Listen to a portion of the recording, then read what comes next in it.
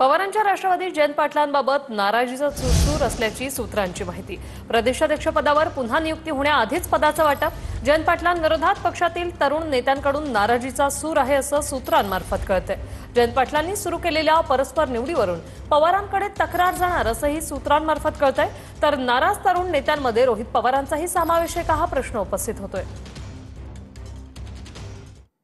पाटलांचं राष्ट्रवादी शरद पवार गटामध्ये तसंही मन लागत नाहीये।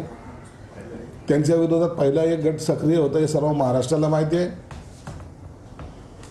आणि जयंतराव जास्त दिवस त्या पक्षात राहतील की नाही राहतील याबद्दल अनेकांनी शंका व्यक्त केलेल्या आहेत। म्हणून शरद पवार साहेबांच्या त्या गटामध्ये सगळी अस्तित्व आहे।